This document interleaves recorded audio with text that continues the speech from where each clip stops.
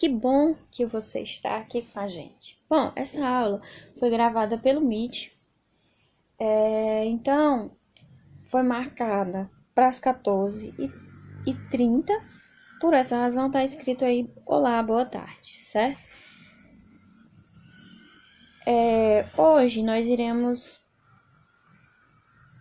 falar um pouco sobre chuva ácida, logo após teoria de ácido e base, e lá por finalzinho vamos revisar um pouco sobre a nomenclatura de ácidos. Bom, para quem está estudando pelo livro e quer saber onde esse tópico se encontra, está na página 119, lá no iniciozinho, onde fala sobre chuva ácida. E vamos aqui passar adiante. Chuva, o conceito mais simples de chuva que eu posso colocar para vocês é que é o acúmulo de água nas nuvens, que aí vai cair na superfície terrestre em forma de gota. Está aqui a representação da chuva, né? Quantas lembranças sobre a chuva, né? Quem de nós não temos lembranças sobre chuva, né?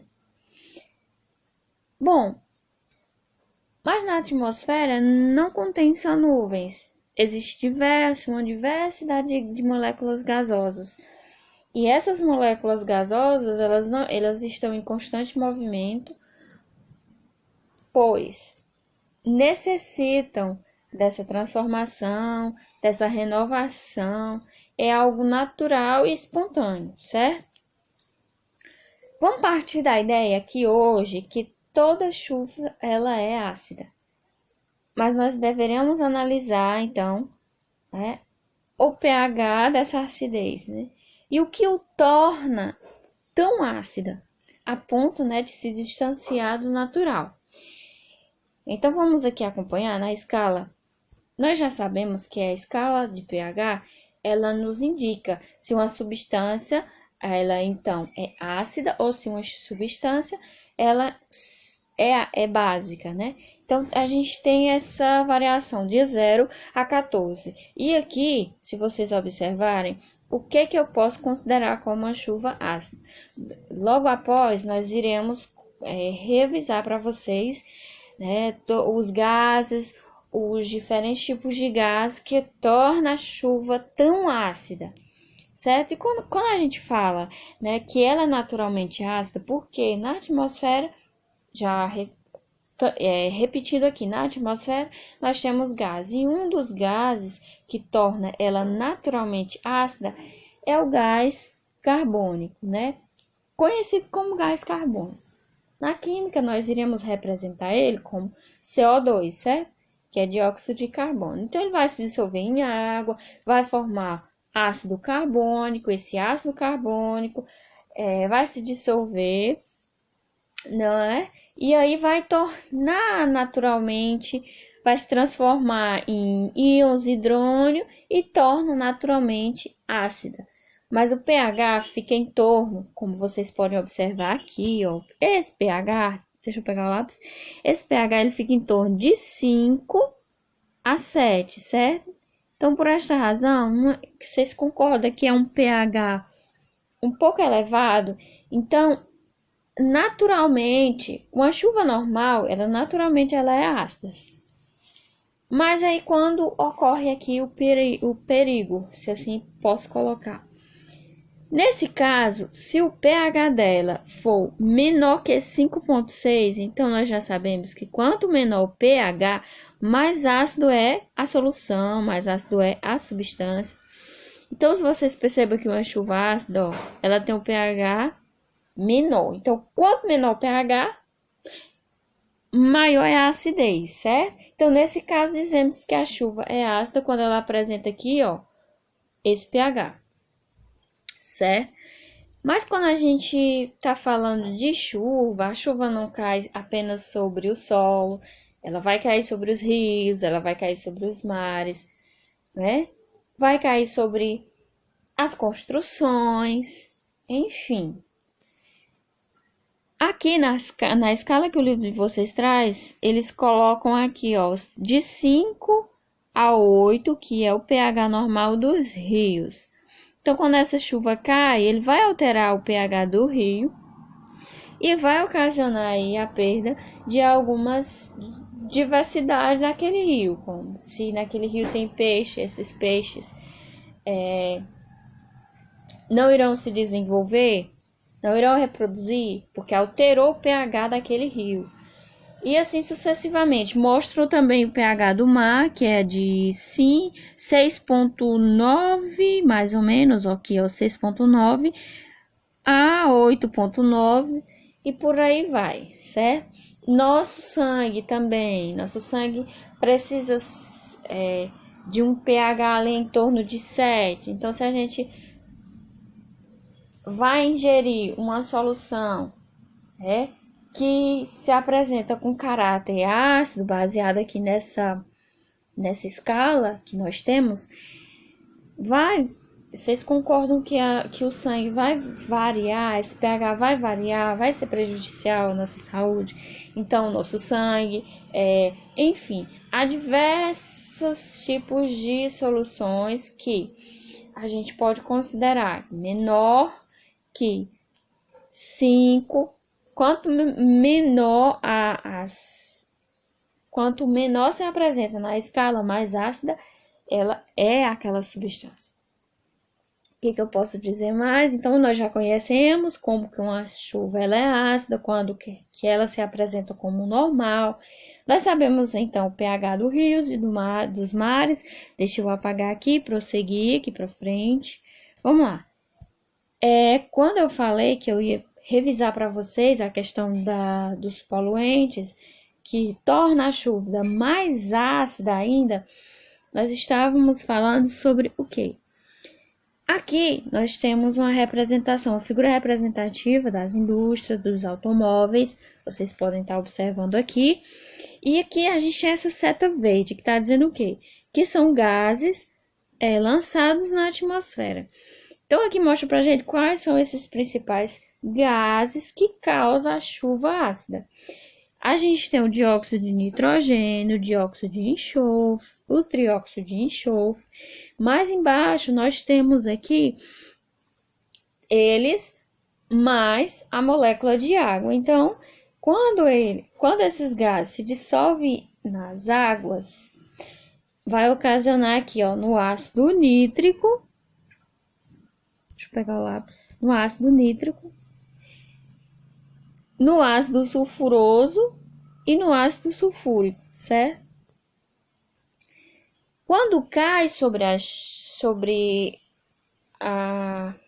o solo, em forma de chuva, né? Quando cai na superfície terrestre, nós já temos esses ácidos dissolvidos em água e aí vai ocasionar aí um prejuízo no solo, vai alterar o pH desse solo, desse rio, dos mares, vai corroer também, vai alterar a composição daquelas estátuas de mármore, também aqueles metais, né, feitos ali junto com outros materiais de construção, vai alterar também aquelas pontes, né, as construções que nós temos. Enfim, essas são as causas, né, que a gente pode ter com a chuva ácida. Mas aí vocês devem estar pensando aí, não, então é natural que essa chuva ácida ela ocorra nos ambientes mais poluentes, né? Poluiu, formou-se esses gases, há uma formação constante desses gases, esses gases vão se transformar, né? Vão gerar outros tipos de moléculas que originam-se nesses ácidos fortes. Você já nos direcionou a esse pensamento, mas então é comum acontecer essas chuvas só em ambientes poluentes. Mas vai depender também de outro fator, que é, né, o fluxo do vento. Então, dependendo da direção desse fluxo, ele pode jogar essa chuva para outras regiões que não é poluída, que não tem essa poluição constante desses gases. Então, vai prejudicar plantações e aí você terá também um prejuízo. Você será afetado direto e indiretamente. Por quê?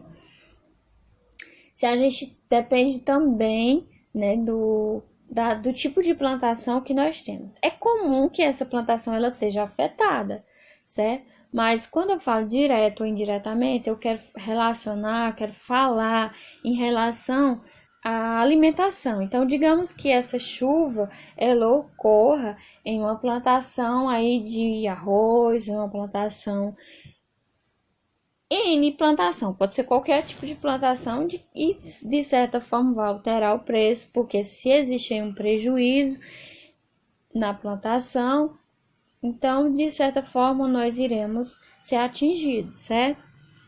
Estando ou não naquela região, seremos todos afetados com isso. Então chuva ácida é isso. Chuva ácida, ela vem aqui. A característica dela é justamente ter um pH baixo. Então, quanto menor o pH, maior a acidez, certo? Pois bem, agora nós iremos passar para as teorias ácido e base.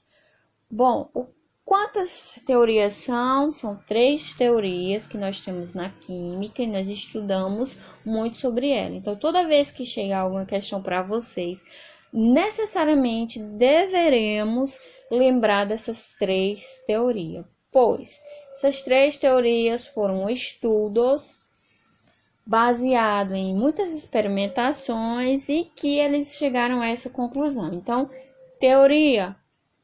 Nós temos a primeira teoria, vamos passar adiante. Nós temos a primeira teoria, que é a teoria de Arrhenius. O que Arrhenius nos diz?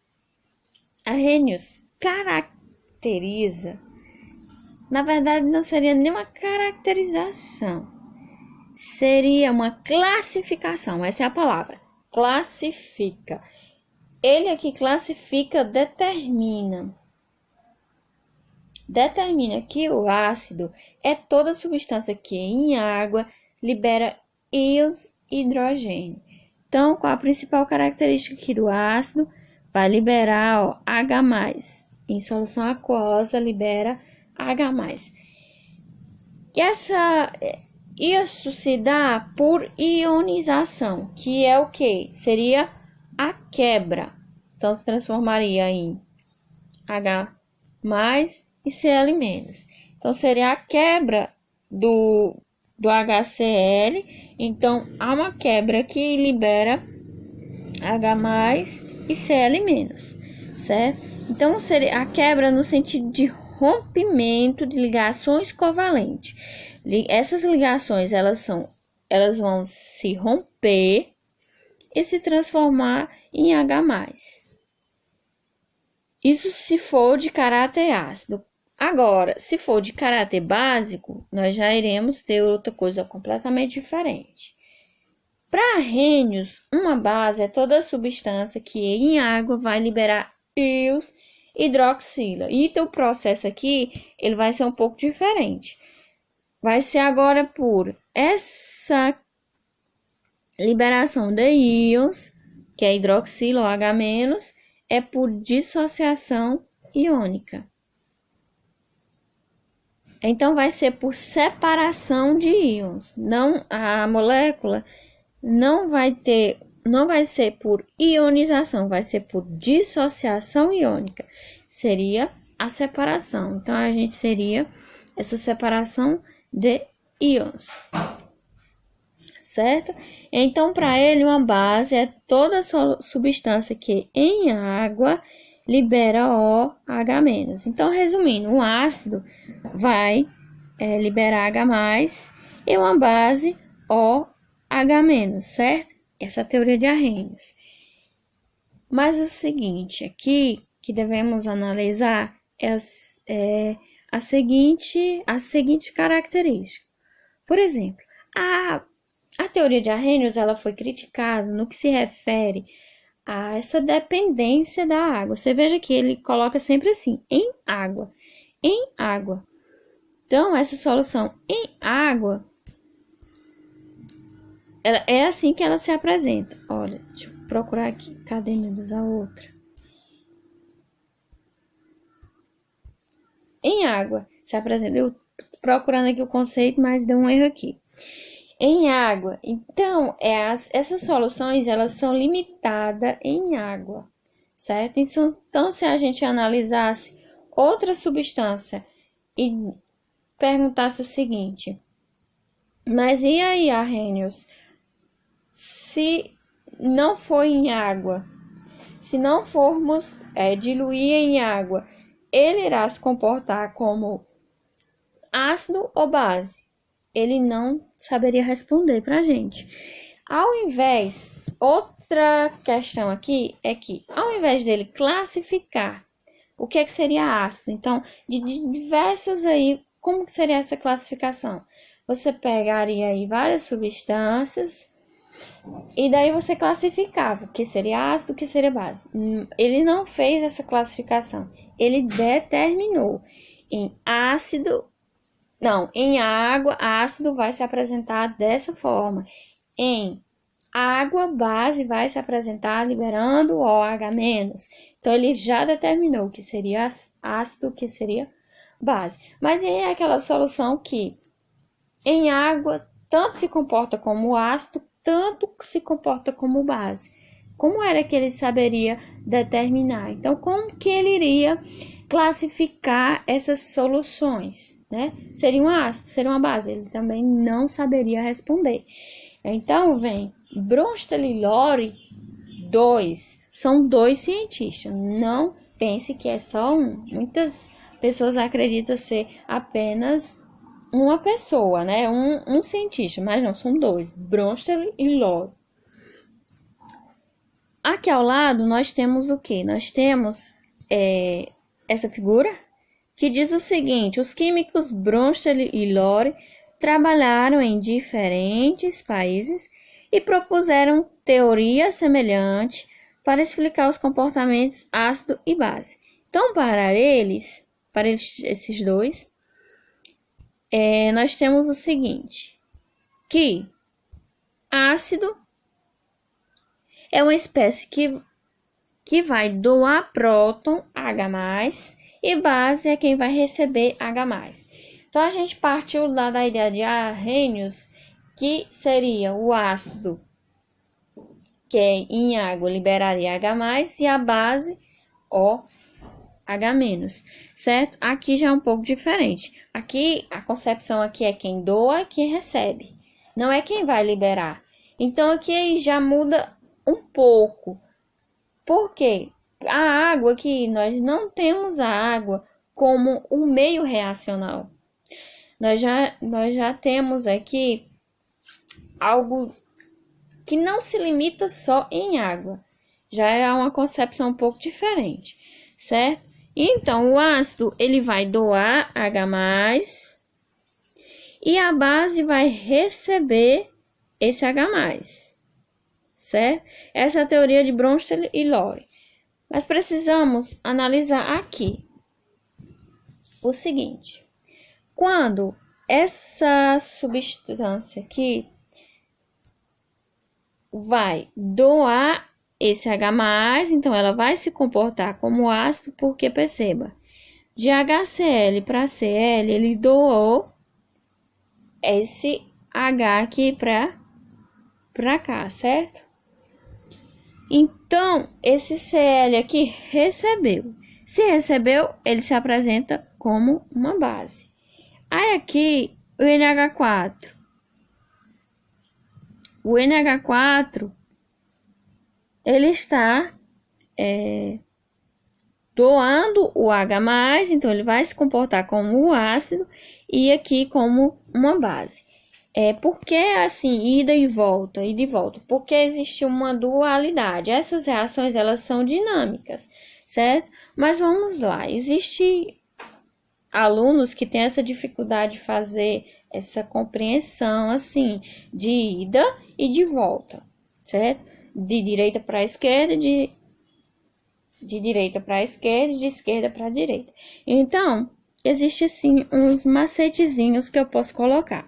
Primeiro, você observa a estrutura, certo? E você vai reconhecer daqui a que é mais parecida desse lado com a do outro. Então, aqui, a mais parecida com essa daqui seria o Cl, certo? Então, você olhou, reconheceu, o segundo passo seria olhar quem delas se apresenta com mais hidrogênio. Então, quem tiver mais hidrogênio, com certeza será um ácido, certo? Uma das características do ácido é apresentar esse H+. Então, olhando aqui, quem seria o ácido? Seria o HCl. Então, lá a gente tem o Cl se comportando como uma base. Aqui, olhando para o NH, olhando para a amônia, quem seria parecido aqui com a amônia? O NH4. Quem tem mais hidrogênio seria o NH4. Então, o NH4 é um ácido e o NH3 é uma base. Então, se você não consegue visualizar essa dinâmica aí de volta, quem ganha, quem recebe, quem doa, quem recebe, então esse é o meu macete para você. Olha a reação. Ele sempre vai te dar aqui tanto os reagentes quanto os produtos, certo? Da reação. Aí você olha para eles, para a estrutura, ver quem é mais parecido. Você precisa saber quem é mais parecido com o primeiro aqui. Então, o primeiro parece com quem? Com esse aqui, o Cl. Então, segundo passo, olha quem tem mais hidrogênio. Quem tiver mais hidrogênio, com certeza vai ser um ácido, certo? Olhou, viu, você já sabe que um é ácido, outro é base. Isso, essa dualidade aqui, se um é ácido, o outro é base, se um é ácido, o outro é base, Arrhenius e Lowry denominaram pares conjugados. Então, daqui que sai esses pares conjugados, é quando eu tenho um ácido e uma base. Um ácido e uma base, certo? Então, essa é a segunda teoria, ácido e base, que é a teoria de Bronsted e Lowry, certo? A primeira de Arrhenius, o ácido em água liberaria H+, e a base em água liberaria OH-. Aqui não, aqui é quem doa e quem recebe. Quem doa H+ é um ácido, quem recebe H+ é uma base, que resulta nesses pares conjugados. Então, aqui a água, ela não é mais um meio, assim, reacional. E ela é um pouco mais abrangente, porque nós vamos trabalhar com o comportamento desses, né? Eu não estou determinando, eu não estou denominando quem é ácido, quem é base, na teoria de Bronsted e Lowry. Não, nós estamos mais importando com o comportamento, certo? Quem vai doar, quem vai receber. Então, essa é a teoria de Bronsted e Lowry, certo? Dois cientistas que trabalhavam em países diferentes, mas com teoria semelhante, com ideia semelhante. Então, vamos lá. Para Bronsted e Lowry, aqui, vamos partir aqui da ideia de que a água aqui, para eles, como eu acabei de falar, ele não seria um meio,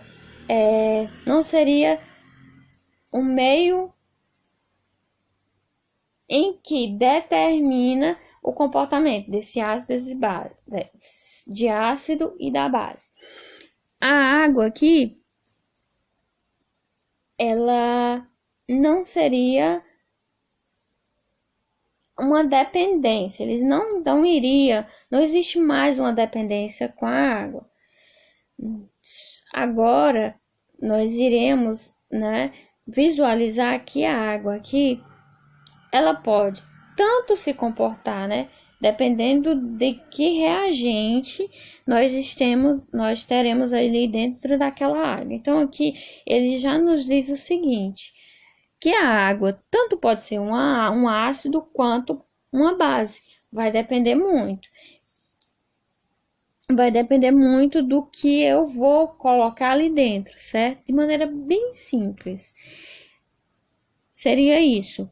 Para essas substâncias, né, que tanto pode se comportar como ácido, tanto pode se comportar como base, ou na mesma reação, ela de ida, vamos dizer assim, de ida é um ácido, de volta é uma base, a gente chama essas substâncias de anfóteras, que são essa dualidade, né? Ora pode ser um ácido, ora pode ser uma base. Então aqui ele já traz essa dinâmica. Perceba que é uma coisa mais abrangente. Então, ácido e base não se limita só à água. E então eles já saberiam responder se a gente falasse assim. Então, quer dizer que se eu tiver uma substância que ora é um ácido, ora é uma base, eles já saberiam dizer. Não, essa substância tem caráter anfótera. Então, ela tem esse duplo comportamento, certo? Vamos aqui para frente. A terceira teoria é a teoria de Lyons. Lyons a teoria de Lyons, ela é mais abrangente que a de Bronsted e Lore e de que Arrhenius. Ele pensou o seguinte. Ele pensou que sim, todo átomo tem elétron, certo? Então, se tem elétron, a gente vai trabalhar com esses elétrons, certo? Então, para Lyons, o que ele determinava ser um ácido ou ser uma base? Vamos aqui estudar um pouquinho. De acordo com Lyons, vocês podem estar acompanhando aqui o texto. Deixa eu ver se eu pegar o lápis, se ficam... pegando já não tem, a gente já não tem, né, mais essa visualização do tema. Mas aqui nós estamos na terceira, lembra que na terceira teoria e a teoria de Lyons, certo? Então, de acordo com Lyons, vamos aqui acompanhar. A reação ácido e base consiste na formação de uma ligação covalente. Olha aqui a representação dessa ligação covalente. Acredito que muitos de vocês sabem o que é uma ligação covalente, certo?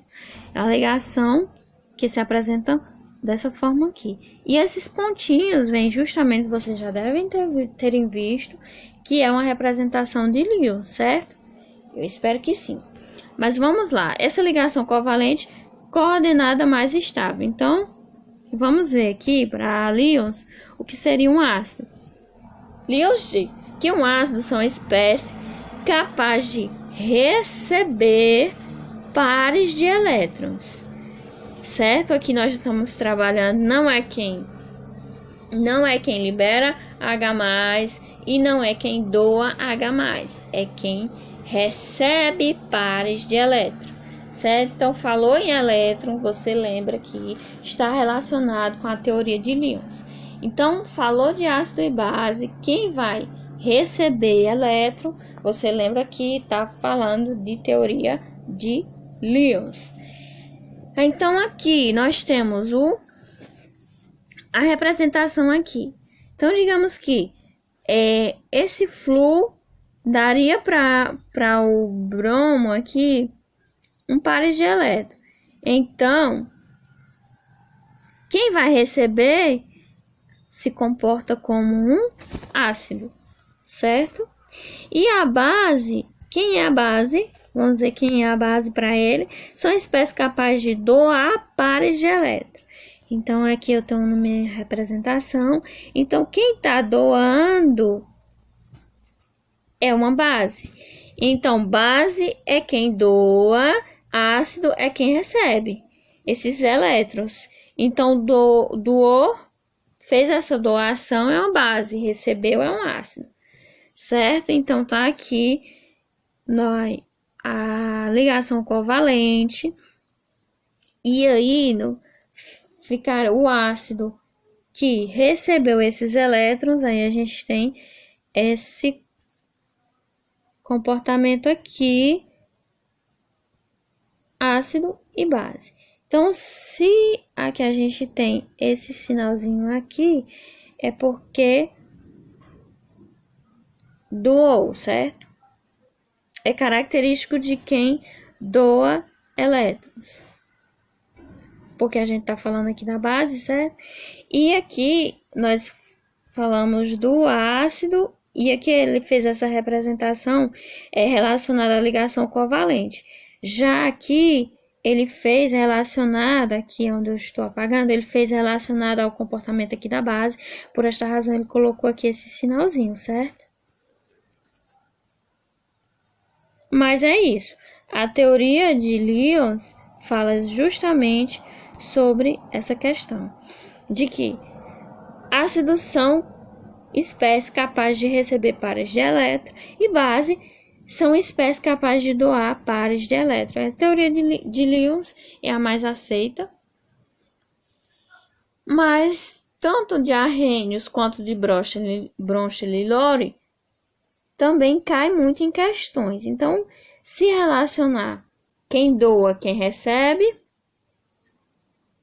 Se estiver falando de H+, vocês sabem que é de Bronsted-Lowry. Se falar de elétrons, vai ser Lyons, certo? Vamos passar aqui para frente. Outra classificação, além de ácido e base, seria os sais. O que é um sal? É toda substância que em água libera pelo menos um cátion diferente de H+, e um ânion diferente de OH-, certo? Então, o que vai ser um sal? É quem se apresenta da seguinte forma, que vai liberar um cátion diferente de H+, e um ânion diferente de OH-. Então, aqui a gente teria um ácido, HCl, uma base NaOH, e aqui seria a formação do cloreto de sódio, que é um sal, mais água. E essa reação, a gente pode chamar ela de uma reação de neutralização, que é o quê? Quando tem um ácido e uma base, formam um sal e uma água. Então, a gente pode denominar como uma reação de neutralização.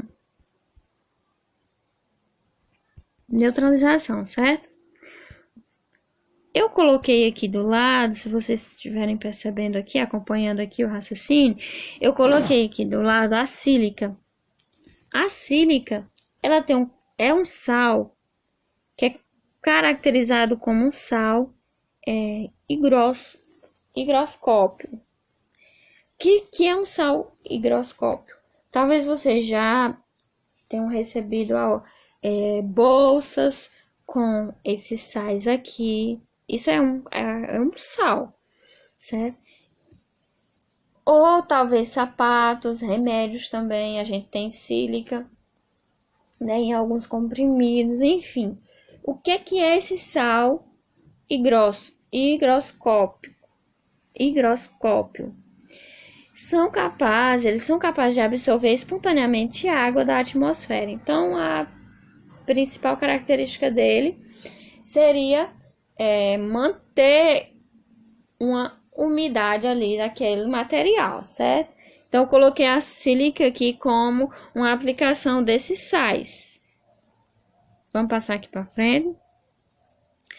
Bom, quando eu falei lá da reação de neutralização, esses sais, naturalmente, o nosso organismo, ele necessita neutralizar o pH. Então, quando a gente fala de neutralização, a gente precisa entender um pouquinho, né, sobre falar um pouco dessa aplicação da neutralização. Então, o pH próximo de 7, ele é neutro, certo? Como eu já falei nas aulas anteriores, nas aulas que eu gravei, né?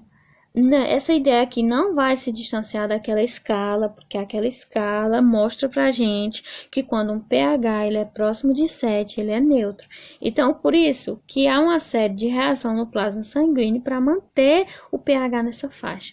Então, nosso pH sanguíneo ele deve se apresentar como esse pH neutro. Então, existe aqui uma série de reação no nosso organismo, uma reação no plasma sanguíneo, que é justamente, né, para neutralizar, para que o nosso pH ele fique em 7. Caso contrário, né, Caso contrário, se ingerimos, por exemplo, uma limonada, se não existisse essas reações de neutralização no nosso organismo, a gente morreria quando ingeríamos, né? Quando fôssemos fazer a ingestão, né, de limonada, de um suco de limão, de um suco de laranja, enfim. Espero que vocês tenham compreendido aqui a linha de raciocínio. Mas existe também, aí quer dizer que, por exemplo, até o momento você não entendeu o que é uma reação de neutralização, então eu trouxe mais uma aplicação.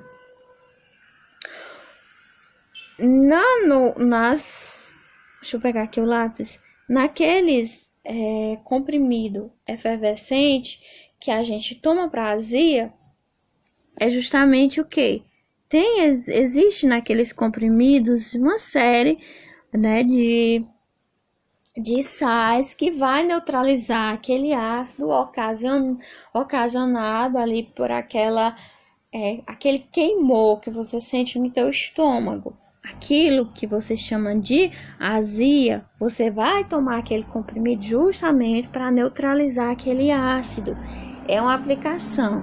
Eu tô falando de sais e eu tô dizendo para vocês que naquele comprimido, na fórmula daquele comprimido, se você tiver um aí em tua casa, tu pode tá dando ali uma olhada na questão dos ingredientes dele, e você vai perceber que ali tem uma série de sais, certo?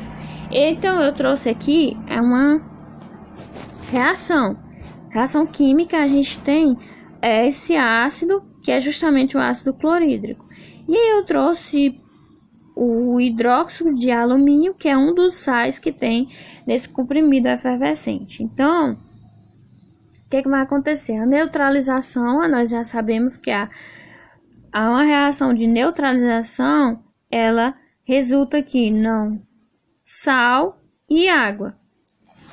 E esses sais, ele vai participar de diversas reações aí dentro do teu organismo. Muitas vezes, esses sais, eles são sais neutros, que vai ser dissolvido aí na água do teu próprio organismo, não é? E aí vai ser liberado, né, na urina, enfim. Essa reação de neutralização, vocês devem entender que eu tenho um ácido, mais uma base, que vai formar um sal e moléculas de água, certo? Então, para o caso aqui, nós temos uma aplicação desses sais que vai neutralizar aquele ácido que está ocasionando a tua azia. E essa aqui é uma aplicação ácido e base, utilizando um sal, certo? Eu espero que tenha ficado claro para vocês. Qualquer dúvida, me mandem mensagem quando vocês verem o vídeo. Se caso ficou alguma dúvida com relação a essa aplicação desses sais na reação de neutralização, formando aí uma neutralização, se ficou alguma dúvida, vocês me mandem mensagem. Vamos passar aqui para frente. E aí, na classificação desses sais, nós temos os sais neutros, os sais ácidos e os sais básicos. Vamos ver a característica aqui de um sal neutro. São aqueles que, quando dissolvido em água, não alteram o pH, certo? Que é o hidróxido de sódio, certo? Nós utilizamos em carnes, nós utilizamos, né, na nossa alimentação, utilizamos esse sal aí, né, com hidróxido de sódio. Já aquele sal que você utiliza na tua carne, eu estava lembrando aqui daquele sal que você utiliza na tua carne, não sei? No caso, aquela aplicação do sal, aquele outro sal, ele já se comporta como sais higroscópio. Também é uma aplicação do sal higroscópio, que você coloca na tua carne justamente para absorver, né, aquela água, e aí você vai assar aquela carne mais rapidamente, além de você, né, aumentar um pouquinho aí o sabor da carne, certo? Mas para aquele caso daquele outro sal, eu repito, é um sal, né? Ele está classificado dentro dos sais, se apresenta como sal, mas não é como sal neutro. É um sal que ele se caracteriza como higroscópio, que ele vai absorver, né, as moléculas de água, tornando aquela carne mais seca. E aí você não vai necessariamente assar a tua carne, se deliciar daquele sabor, sem necessariamente colocar rapidamente no sol, porque colocando no sol você vai também obter basicamente o mesmo resultado.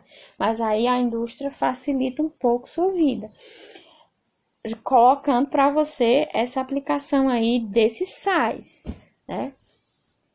E aí, além dele dar aquele sabor, ele também absorve um pouco a água, facilitando que ela asse um pouco mais rápida, certo?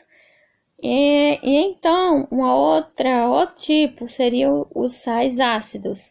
Passando aqui para os ácidos. Os sais ácidos são geralmente oriundos de base fraca e, quando dissolvido em água, reage fazendo com que o pH da solução fique menor do que 7. Aí a gente tem um exemplo aqui do cloreto de amônia, certo? Outra classificação seria os sais básicos, que são geralmente oriundos de ácido fraco, que quando dissolvido em água, reage fazendo com que o pH da solução fique maior que 7. E aí eles trazem o exemplo do acetato de sódio, certo? Aí é uma classificação, é para mostrar para você que tem sais neutros, que também existe sais ácidos e que também existe sais básicos. E eles estão totalmente dependendo do tipo de base e também do tipo de ácido, certo? Porque o que é um sal? É uma reação ácido e base que não vai necessariamente liberar. Tem que ser diferente de H+ e de OH-. Mas eles estão diretamente relacionados a esses ácidos, a essas bases. Eu espero que tenha ficado claro. Mas o que eu estou tentando dizer é que esses sais, eles vão ser dependentes tanto dos ácidos quanto das bases. E a gente viu por quê? Porque assim, se a base for fraca, quando eles dissolverem em água, eles vão reagir, fazendo com que o pH da solução fique menor que 7. Se os ácidos, né, oriundos aí forem fracos, quando dissolvidos em água, eles vão reagir, fazendo com que o pH da solução fique maior do que 7. Aí a gente tem o exemplo do acetato de sódio. Aqui são as classificações para mostrar para vocês que tanto existe sais neutros, quanto os ácidos, quanto os básicos. E aqui há algumas características, certo? Vamos passar para frente. A nomenclatura deles, a gente pode classificar da seguinte forma: o nome do ânion, né? Se é cloreto, se é sulfato, isso é, a ideia aqui não vai se distanciar do que eu acabei de dizer, vai depender do ácido, vai depender da base, então você vai dar o nome a ele, vai ser dependente desse ânion, do qual pertence. Então, se por exemplo, se pertencer ao cloreto, você vai colocar cloreto de, aí o cátio que acompanha ele. Deixa eu pegar o lápis. Aí fica cloreto, que está aqui o cloreto, e aí o cátio acompanhando o nome do cátio com um D entre eles, certo? Então aqui, o ânion é quem? É o cloro, fica cloreto. E o cátio que acompanha ele é quem? É o ferro, fica cloreto de ferro. E aí o ferro, ele tem a representação 3+, 2+, só que lá da primeira aula que eu gravei para vocês, eu falei para vocês, quando a gente vai trabalhar com ácido, vai trabalhar com base, na nomenclatura, a gente não coloca 3+, 2+, nós vamos colocar em algarismo romano, então por isso que está aqui 3 em algarismo romano. Passando aqui para frente, outro exemplo, se eu vou ter o sulfato, então eu vou colocar sulfato e aqui eu tenho esse cátio que é o sódio. Então, sulfato de sódio, se for nitrito, é nitrito de sódio. Então, a classificação dele é baseada no nome do ânion e no nome do cátio, dependendo do cátio que acompanha, certo? Passa para frente. Aqui, a gente vai fazer uma breve revisão da nomenclatura dos ácidos, porque eu recebi algumas mensagens das quais dizia que ainda tinha ficado com dúvida da aula anterior, tinha ficado com dúvida sobre a nomenclatura dos ácidos, então resolvi fazer uma revisão também. Então, vamos lá. Quando a gente fala de ácido, nomenclatura de ácido, a gente percebe o seguinte, tem que saber se na estrutura tem oxigênio. Não tem oxigênio, então ele representa aqui essa classificação, que é os hidrácidos. Hidrácidos é aqueles ácidos que não têm oxigênio de forma nenhuma na estrutura. Então, bateu o olho na estrutura, viu que não tem não tem oxigênio, então é hidrácidos, o nome é hidrácidos. Então, como é que fica a nomenclatura? Por exemplo, ácido, você vai repetir em todos eles, porque é regra. Primeiro você coloca ácido, depois o nome do elemento, então é flu, porque aqui, ó, tem o flu, é clor, porque tem o cloro, é brom, porque tem o brômio, é iod, porque aqui tem o iodo, e não aqui é o enxofre, mas não coloca enxofídrico, não. O enxofre vai ter essa terminação aqui, porque eles consideram o nome,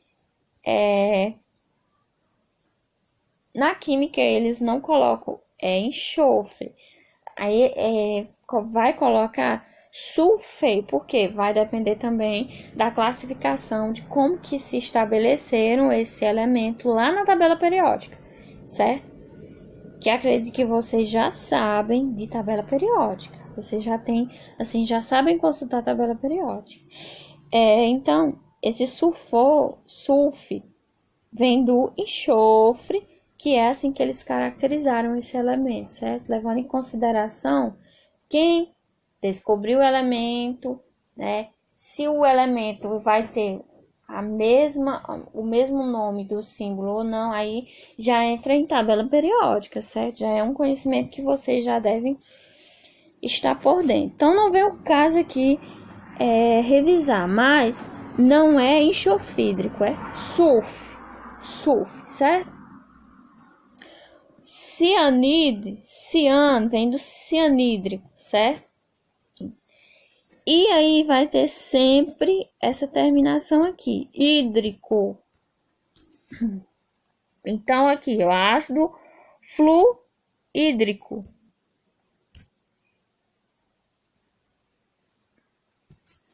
Ácido fluorídrico. Cloro, clorídrico. Bromo, bromídrico. Iodo, iodrídrico e assim sucessivamente. Quando nós falarmos em nomenclatura de ácido oxiácido, são ácidos em que vai existir a presença do oxigênio. Essa tabela aqui ao lado, ela nos dá aqui o NOx do elemento central, que é o que vamos descobrir já quando começarmos a fazer o cálculo. Então, o NOx do elemento central, que vai de 1 a 7, e a terminação, que dependendo do NOx que a gente descobrir, a gente substitui com essa terminação. Então, para mim ser um pouco mais breve, vamos logo calcular aqui, que aí ao longo do cálculo nós vamos descobrindo como que a gente pode fazer essa substituição. Vou pegar o lápis que deu aqui um erro. Então, o NOx do hidrogênio é mais um. Mais um. Do cloro nós não sabemos ainda. E aqui nós temos 4 moléculas de oxigênio. Nós sabemos que o NOx do oxigênio é menos 2. Isso vocês podem consultar na tabela periódica e pode fazer, pode saber para confirmar. Podem ir lá para confirmar que é mais um, o hidrogênio, e o oxigênio é menos 2. Vamos lá. Qual número que a gente colocando aqui, substituindo por x, daria igual a 0? Então, nós é da regra, esse cálculo aqui, a caneta caiu. Vamos pensar aqui que nós iremos fazer aqui do lado, porque tá dando erro aqui no slide.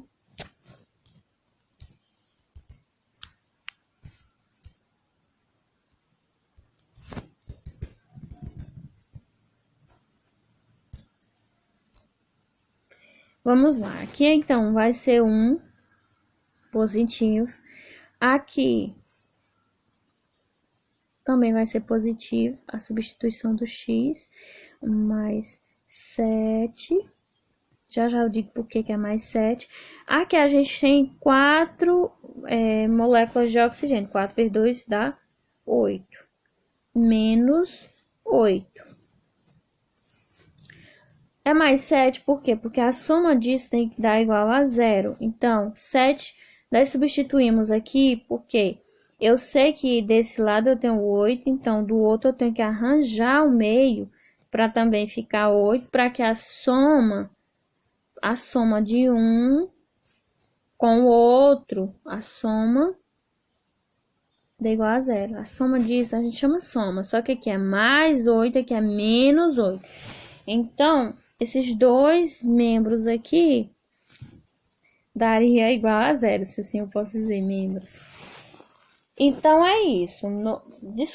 Fazer a nomenclatura de oxidácido, você vai necessariamente ter que descobrir o NOx, né, o elemento central. A gente descobriu que é 7. Então, nós vamos aqui. Então, fica como ácido, vai desculpando a letra, cloro, que tem que colocar aqui, que vem da estrutura aqui, clorico, porque é da terminação, então fica ácido perclorídrico, certo? É assim que é a nomenclatura. Eu vou apagar, Deus queira que não dê erro de novo, porque senão vai demorar, mas fiquem aí acompanhando o cálculo, por favor. Nós já fizemos aqui desse primeiro e o espaço é um pouco pequeno e limitado, então vou apagar para fazer o outro. Cadê o lápis? Então, aqui você olhou, viu que aqui só é um átomo de hidrogênio, um átomo de cloro, um átomo de oxigênio. Então, nós não vamos necessariamente ter que multiplicar. Então, vai ser mais um. O cloro, nós não sabemos, vamos colocar mais x.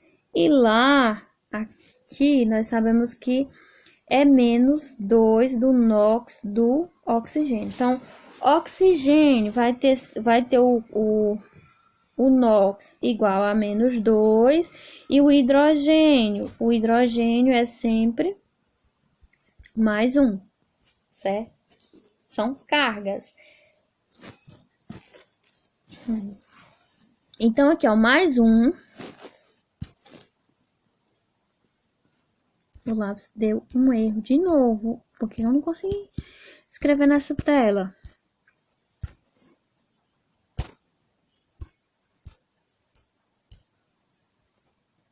Infelizmente apareceu foi outra coisa. Então, a gente vai fazer o seguinte. Nós iremos substituir aqui.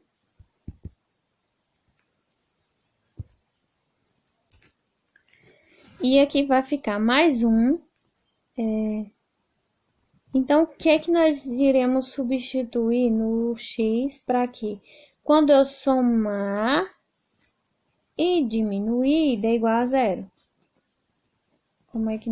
Então, concordo que é só colocar mais um aqui, que aí eu teria 2, e o menos 2 dá igual a zero. Então, o NOx que nós descobrimos daquela substância foi menos 1. Então, vai constar na tabela como é a terminação do NOx mais 1. Deixa eu apagar aqui para eu escrever o nome para vocês. Então, como é que fica? Lá, nós temos hipo.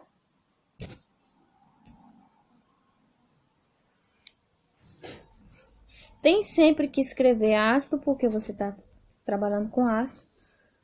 Hipo, da terminação. Cloro, porque é do cloro. Oso, terminação aqui da regra. Então, ácido hipocloroso. Aqui, da mesma forma para essas duas aqui. Só que lembrando que aqui eu tenho 4 átomos de hidrogênio, 2 de fósforo e 7 de oxigênio. Aqui é 3 de hidrogênio e 4 de oxigênio. Então, aqui a gente já vai multiplicar, certo? Olhou para a fórmula, vê quantos átomos tem daquela molécula, daquela substância. Vamos lá. Aqui eu sei que eu apaguei tudo. Meu Deus, hidrogênio tem NOx mais 1 e o oxigênio tem NOx menos 2. Então, se tem 3 vezes 1 dá 3, eu tô fazendo desse aqui, viu? 3 mais X, eu não descobri ainda o átomo central, eu tô fazendo minha substituição agora aqui. Substituição não, multiplicação. 2 do NOx, aqui tem quantas? Lá de oxigênio. Menos 2 do NOx, que é menos 2, né? O oxigênio é menos 2. 2 vezes 4 moléculas lá dá 8, não é não? Então, é menos 8. Quanto que eu devo substituir aqui em X para que, somando com esse 3, dê 8? É 5, não é não? 5 com 3, não é 8? 8 menos 8 não é igual a 0? Então, quanto foi o NOx que eu descobri aqui? Não é 5? Vou na tabela. Como é a terminação? Ico. Como é que fica bem aqui agora? Ico. Então, fica ácido.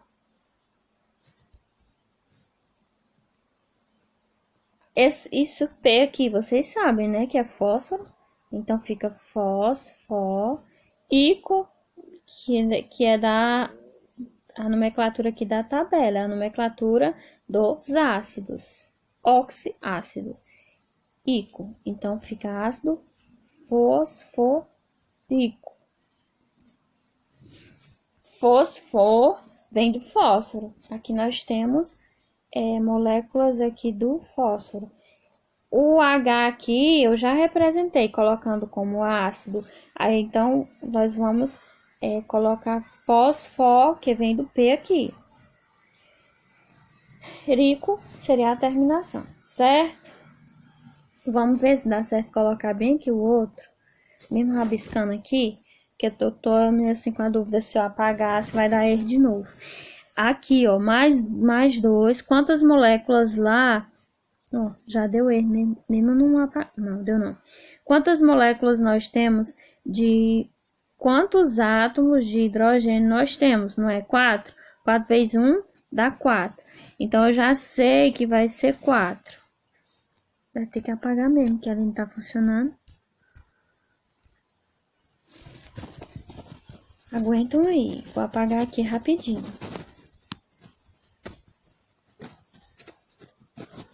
Nós estamos fazendo do segundo... Vamos partir aqui para esse aqui, ó. Para o quarto exemplo. 1, 2, 3, 4. Quanto nós temos de... Nós temos 4 átomos. Então, vai ficar mais 4. O X, nós não sabemos quanto vale ainda, mas você veja que lá tem 2X. certo? Porque são dois átomos de fósforo. Mas, vamos fazer logo a multiplicação aí, para saber quanto é que nós vamos ter de oxigênio. 7 vezes 2, que nós já sabemos que o NOx dele é 2, né? Lembrando que o hidrogênio é menos 1, é mais 1, e o oxigênio é menos 2, certo? Isso aqui nós temos também que lembrar quando a gente for trabalhar aqui. Então, lá, quantos nós temos? Nós temos 7, então vai dar 14.